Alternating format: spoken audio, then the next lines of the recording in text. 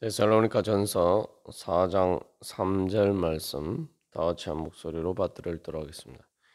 하나님의 뜻은 이것이니 너희의 거룩함이라 곧 음란을 버리고. 아멘. 하나님께서는 우리에게 하나님의 영광에 참여할 수 있도록 거룩하라고 말씀하십니다. 그래서 이 하나님께서 우리에게 명령으로 바로 거룩하라고 말씀하셨습니다. 그래서 이 4장 2절에서 우리가 자세하게 나눈 것처럼 이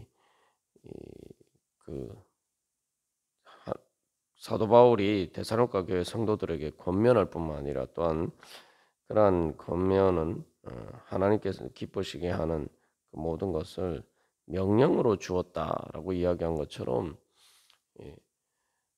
3절에서도 이 거룩함에 대해서 이야기를 하는데, 이 거룩하는 것도 하나님께서 우리에게 주신 이 명령입니다. 그렇기 때문에 이것은 하나님의 자녀로서, 하나님 나라의 백성으로서 당연히 가져야 될 정체성입니다. 그래서 이 특별히 이제 음란과 관련해서도 사도 바울이 이제 고린도전서에서 분명히 이야기하기를 그 음란을 버리지 않으면은 하나님 나라에 들어갈 수 없다. 하나님 나라의 유업을 얻을 수 없다라고 분명히 이야기하고 있습니다. 그래서 이것은 바로 이 하나님 나라의 백성으로서 지켜야 될 법입니다. 그래서 이것은 또한 우리의 생명의 문제고, 그래서 우리가 늘 기억해야 할 것은 이 거룩이라는 것은 하나님의 영광인데, 그것은 하나님께서 주신 생명을 우리가 그 은혜를 제대로 누리면서 어떻게 살아갈 수 있느냐라는 것 문제입니다. 그래서 거룩은 본질적으로 이 하나님의 속성인데, 그것은 바로 근본적으로 생명입니다. 그 하나님의 생명은 그냥 단순히 뭐 살다가 죽는 우리의 육신의 그런 생명과 다른 것이죠. 영원한 생명입니다. 그리고 그것은 그냥 단순히 사는 것이 아니라 서로 사랑하는 가운데 행복하게 사는 생명입니다. 그래서 이 거룩과 반대되는 말이 무슨 말입니까? 그 거룩과 반대되는 부정은 죽음을 의미해요. 그래서 구약 성경에서 레위기에서도 보면 모세 오경에서도 보면은 제일 부정한 것이 무엇이냐? 그건 시체입니다. 육신이 썩어서 부패하는 것. 그것이 바로 가장 부정한 것으로 보고 있습니다. 그래서 부정한 것은 죽음입니다. 그러니까 우리가 뭐 이것은 의학적으로도 잘 알 수가 있죠. 그래서 병들어서 우리가 죽게 되는 건, 그리고 죽으면 어떻게 됩니까? 썩어서 부패하게 되죠. 그러나 살아있는 것은 썩지 않습니다. 그래서 그러나 썩어서 부패하게 되면 악취를 풍기게 되죠. 거룩은 그래서 생명입니다. 그래서 우리가 이 하나님의 뜻을, 거룩함을 대해서 받아들일 때에 이것은 내가 죽느냐 사느냐는 문제다 라고 그렇게 받아들여요. 이건 내 생명과 관련된 문제입니다. 우리가 거룩함의 반대말이 부정이다, 7절에서 이제 그렇게 부정에 대해서 이야기를 하고 있는데, 그러면은 거룩하지 않으면 부정하게 되고, 음란이라는 것도 단순히 몸을 통해서 영혼까지 더럽히는 것인데, 그런 것들은 바로 우리 자신을 죽이는 것이다. 우리 자신을 병들어서 죽게 만드는 것이다라는 거죠. 우리가 이런 관점에서 생각해 보면 왜 하나님께서 내가 거룩하니 너희도 거룩하라라고 그것을 명령으로 주셨는지 우리가 알 수 있죠. 그래서 그 명령은 단순히 부정적으로 무엇을 하지 마라, 우리가 이런 어떤 명령으로 받아들여서는 안 됩니다. 하나님의 명령은 하나님의 우리의 유익을 위해서, 우리에게 행복을 위해서 주신 명령이다. 다시 말하면 하나님께서 내가 거룩하니 너희도 거룩하라 이렇게 말씀하시는 것은 바로 하나님께서 우리에게 말씀하시는 거예요. 너희가 살아라. 죽지 말고 살아라. 그리고 건강하게 행복하게 살아라. 바로 그런 말씀이에요. 그건 말 그대로 그 명령은 축복의 명령입니다. 말 그대로 복 받으라. 라는 그러한 명령입니다. 그러니까 우리가 그렇게 주님의 말씀을 받아들이면 기쁘고 즐겁게 정말 아멘 하면서 그렇게 우리가 말 그대로 하나님이 그것을 뜻하시고 원하시고 기뻐하시는 것처럼 우리들도 그것을 원하고 기뻐하면서 우리가 주님의 명령을 따를 수가 있을 것입니다. 그래서 내가 거룩하니 너희도 거룩하라라고 말씀하신 것은 너는 하나님의 자녀가 아니냐? 너는 하나님 나라의 백성이 아니냐? 그래서 하나님의 자녀로서 하나님 나라의 상속자로서 하나님 나라를 얻어야 되지 않겠느냐? 하나님 나라의 시민으로서 하나님 나라의 그 행복을 누리면서 살아야 되지 않겠느냐? 그렇게 하나님의 자녀로서 하나님의 상속자로서 하나님 나라의 행복을 누리면서 살도록 해라. 하나님 이렇게 축복하시는 말씀입니다. 그래서 그런 관점에서 이제 우리가 거룩함을 받아들일 때 이것은 내가 하나님의 자녀로서의 정체성, 하나님 나라에서 백성으로서의 정체성, 내가 하나님 나라를 얻을 수 있느냐, 아니면 하나님 나라를 놓치느냐, 그런 문제와 관련된 것이라는 거죠. 그래서 이 정체성의 문제와 관련해서 이제 그래서 거룩의 가장 기본적인 개념은 이제 분리하고 구별한다는 거죠. 그게 이제 거룩의 출발점입니다. 그게 이제 성화예요. 그러니까 우리가 예수를 믿으면은 이 데살로니가 교회 성도들처럼 그래서 이제 세상과 구별돼야 돼요. 세상의 가치관과 그 사고 방식과 구별돼요. 또 우리 그 세상의 삶의 방식과 구별돼야 됩니다. 그래서 이제는 우리가 하나님 나라의 기준이 무엇이냐, 하나님 나라에서 통용되는 그 하나님 나라의 가치관과 세계관이 무엇이냐, 그것에 따라서 살아야 됩니다. 그런 의미에서 이제 분명한 경계선이 있어야 돼요. 그래서 여기서 이제 음란과 관련된 이 말씀도 이 사도행전 15장 20절에서 나타나는 것처럼 예루살렘 공예에서 사실은 이방인들에게 주어진 그러한 권면이죠. 그래서 이제 처음에는 유대인들만 예수를 믿는 사람들이었습니다만 이제 이방인에게도 복음이 전해지면서 도대체 이방인들이 어느 정도 이렇게 율법을 따라야 되느냐, 이게 이제 문제가 됐어요. 거기 그런 이제 문제와 관련해서 예루살렘 공의에서 예루살렘에서 회의가 열렸죠. 그래서 사도들의 그 회의에서 이제 결정이 되게 됩니다. 그때 이제 바로 그런 문제를 가지고 이제 예루살렘에 찾아간 사람이 바로 바울과 바나바죠. 바울이 그 당사자예요.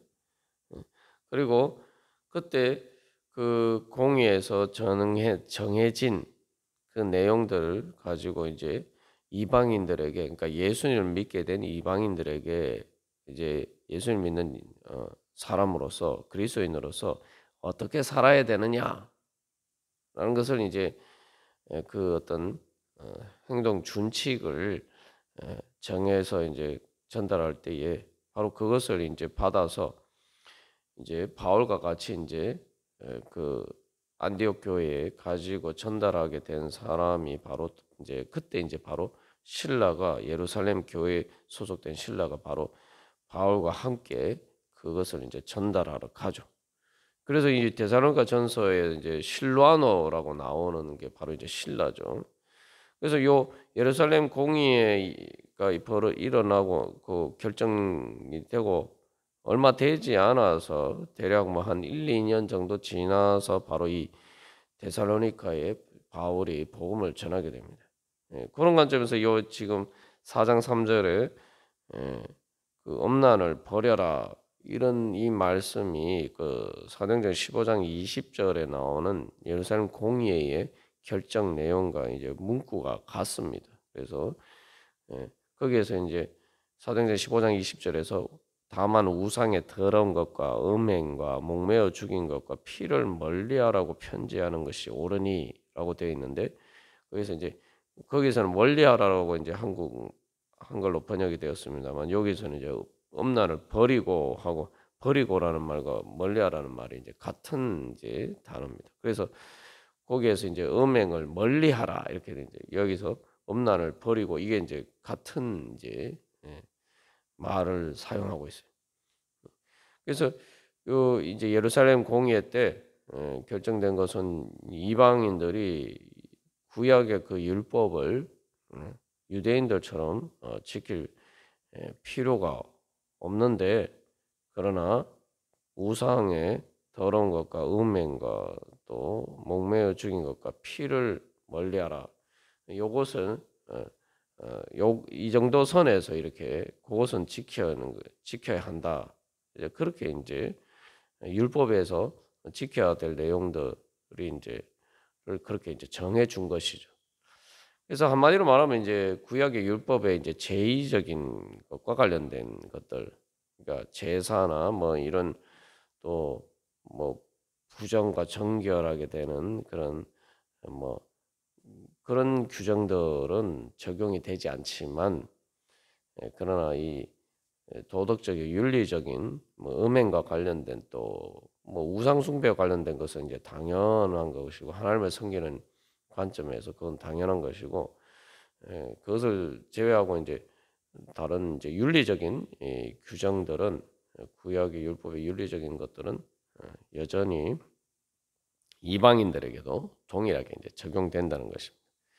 여기서 이제 이방인들이 이제 예수님을 믿게 되면서 이 그때 당시 자기들이 살던 세상에서 그 사고방식과 가치관과 구별되는 이제 윤리적인 기준을 가지고 살아야 된다는 것이죠. 그게 이제 바로 그렇게 이제 구별하고 분리하는 것이 이제 바로 거룩의 출발점입니다. 그래서 세상과 구별되는 하나님 나라의 백성으로서의 정체성을 가지는 것이죠. 그래서 어떻게 보면 이제 윤리적인 부분에 있어서 이 세상과 예수를 믿는 세상 사람들과 예수를 믿는 사람들의 가장 큰 이제 차이가 드러나는 부분이 바로 이 성적인 이 문제에 있어서 가장 큰 차이가 드러납니다. 뭐 오늘날은 뭐 성매매가 법적으로 금지되어 있지만 사실은 은연중에 그런 일들이 많고 또 성매매가 아니라 이제 뭐 혼전 성관계나 이런 것들이 예, 그 아무렇지도 않게 이제 당연하게 그렇게 예, 예, 세상적인 사고방식에서 그렇지만 이 그러나 그런 것 음란을 예수를 믿으면 이제 버려야 된다는 거죠. 그래서 이때 당시에서도 이제 로마 시대에서 뭐 이렇게 어제도 말씀드렸지만 제의적인 축제 제의의 한 형태로서 그런 일들이 벌어졌고 심지어 이제 디오니소스 축제에서는 그 바카스 예식이라는 그런 비밀 의식에서는 너무 이렇게 그러니까 세상 사람들이 봐서도 이 좀 문제가 될 정도로 그런 성적인 문제들이 있어서 로마에서 제국에서 그것을 법적으로 이제 금지하는 이제 그런 일까지 이제 벌어집니다. 그러나 뭐 그런 일들에 대해서는 그렇게 뭐 세상의 윤리적인 기준으로 해서도 합당하지 않다 이렇게 하지만 실제로 이제 그 로마의 유명한 키케로의 그 연설에서 보면은 그 어떤 사람을 변호하면서 그 이야기를 할 때 보면은 뭐 젊은 사람들이 뭐 쉽게 말하면 성매매하는 거, 혹시 뭐 그런 것까지 금지하는 것은 너무 그런 것까지 안 된다고 하는 것은 너무 엄격하지 않느냐. 뭐 그런 것들이 다 어? 그 로마의 기존의 관습이나 또한 조상들의 그러한 관행에 의해서 그런 것들은 충분히 용인되지 않았느냐. 뭐 이런 식으로 이제 그 연설에도 보면 이제 그런 이야기들이 나옵니다. 그 이제 그런 것들을 보면은 이게 그래서 이 유대인들이 이방 유대인들과 이방인들 사이에 이제 가장 큰 그런 윤리적인 기준의 차이가 바로 이 성적인 문제라는 거죠. 이제 그것들이 그 정체성에 가장 분명하게 드러나는 부분들이 바로 그런 부분들입니다. 그래서 이제 이런 부분들이 사실 이제 어, 사실은 이제 다신론을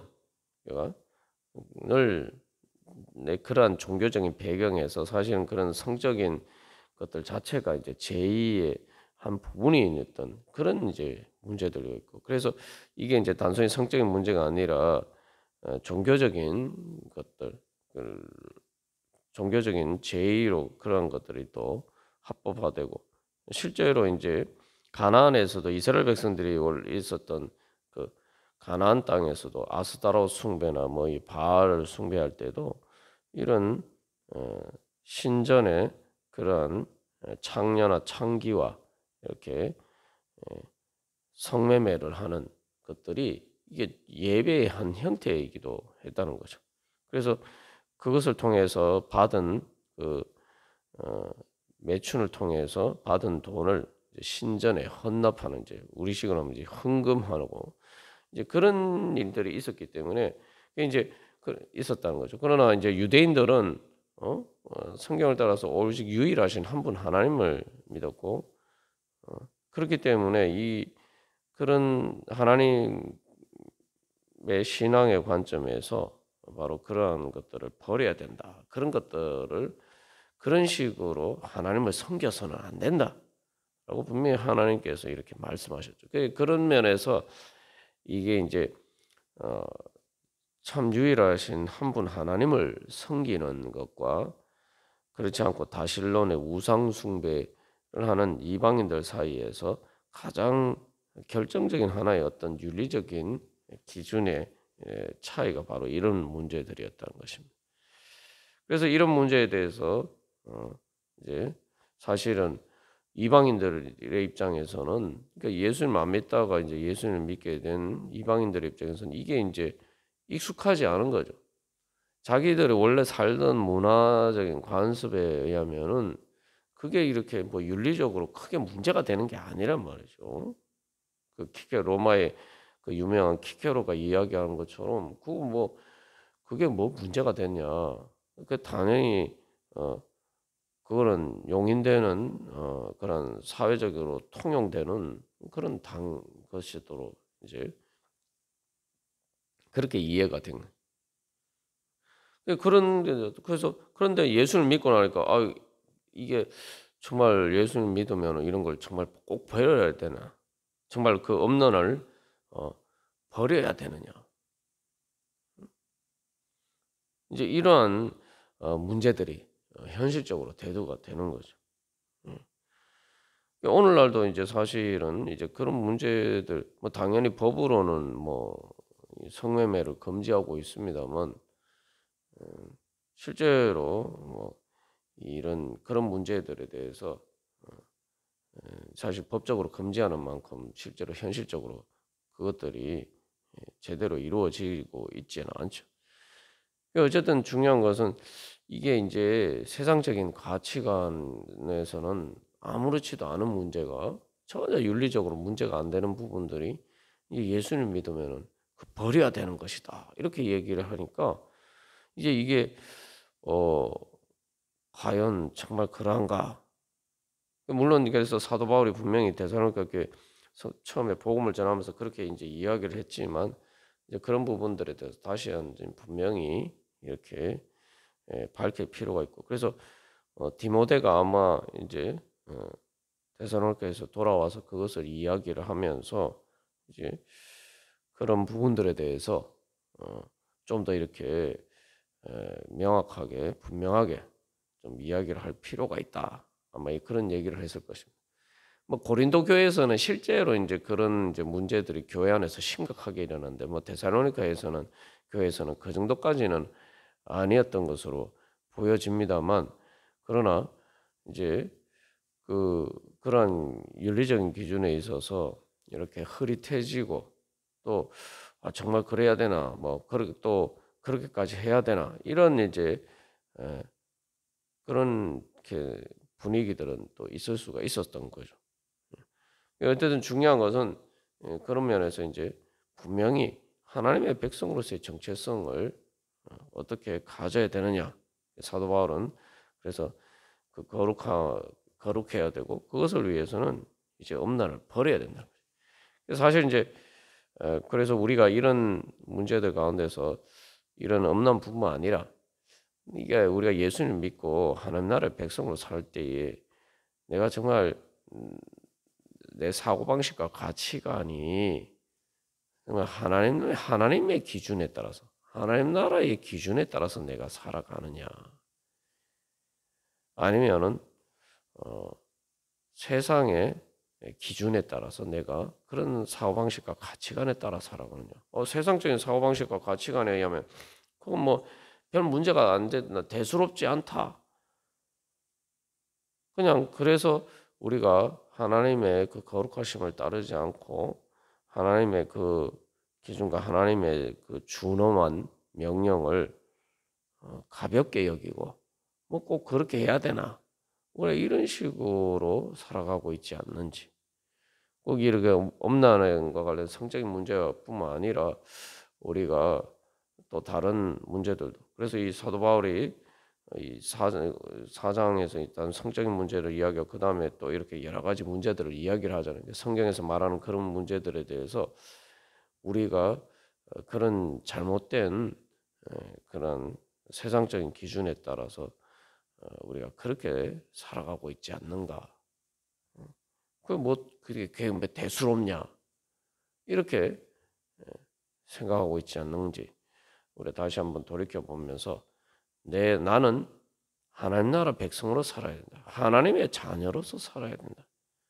우리가 이 하나님 나라의 백성으로 정체성을 분명히 가지고 다시 한번 그래서 내가 어떻게 하나님 나라의 백성으로 살아갈 것이냐. 이 하나님 나라의 백성의 정체성을 지키며 살아간다는 것은